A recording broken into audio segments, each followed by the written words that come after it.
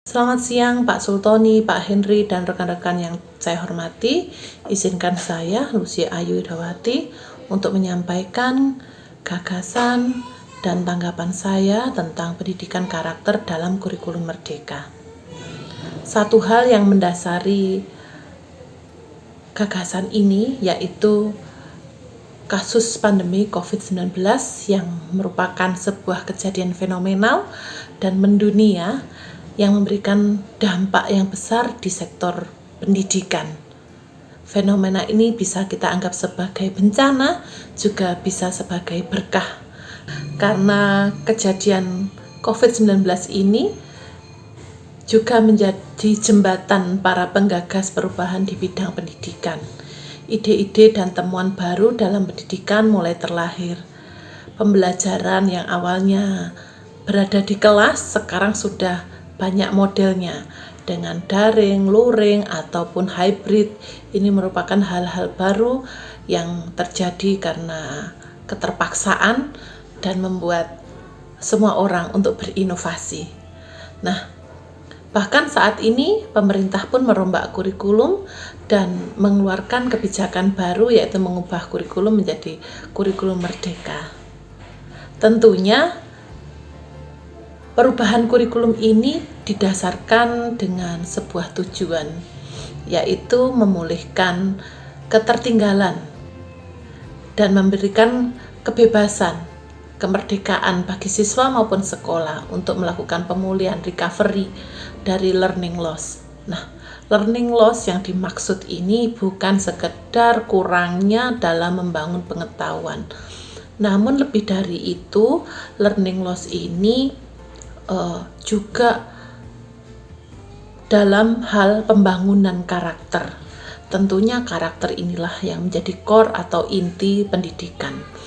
Nah, oleh karena itu, sudahkah kurikulum merdeka ini menjawab problematika learning loss di bidang karakter? Mengapa anak-anak didik kita sangat perlu pendidikan karakter? Nah, kita bisa lihat dari berbagai sisi. Yang pertama, peran mereka sebagai individu dan bagian dari masyarakat. Tentunya anak-anak didik kita ini berada di sebuah lingkungan masyarakat, entah dalam lingkup yang kecil maupun lingkup yang luas.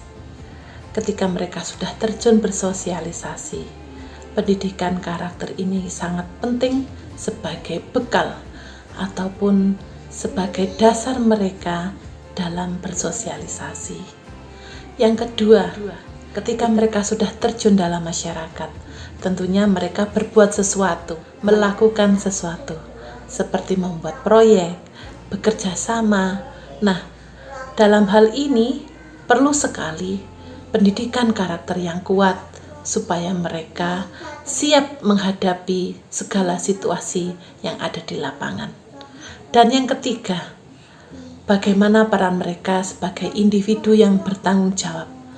Tentunya mereka, anak-anak didik kita, diharapkan menjadi pribadi yang bertanggung jawab, baik dalam perkataan, perbuatan, tingkah laku, tulisan, karya-karya mereka adalah sebuah pertanggungjawaban diri mereka sebagai individu dan makhluk ciptaan Tuhan. Inilah pentingnya pendidikan karakter bagi anak-anak kita. Lalu, upaya pendidikan karakter ini ditekankan pada hal-hal apa saja? Yang pertama, tindakan untuk mencegah atau menanggapi pengaruh negatif teknologi informasi dan komunikasi, serta gaya hidup remaja yang mengabaikan nilai-nilai kearifan agama dan lokal. Yang kedua, dari krisis identitas dan disorientasi tujuan hidup, kita bantu mereka, karena hal itu adalah dampak dari kurangnya bantuan orang tua dan masyarakat. Tentu sekolah berperan penting dalam membangun kepribadian dan karakter anak-anak untuk menghadapi krisis-krisis ini. Yang ketiga, untuk mengembangkan potensi diri mereka yang belum optimal dalam rangka menyelaraskan hati, perasaan, dan tubuh mereka. Tentunya ini sebuah paket komplit, artinya keselarasan antara etika, kecerdasan, estetika, dan kinestetika. Ini merupakan sebuah kesatuan yang membentuk manusia utuh. Nah, membentuk karakter mulia bagi peserta didik ini bukan semudah membalikkan telapak tangan.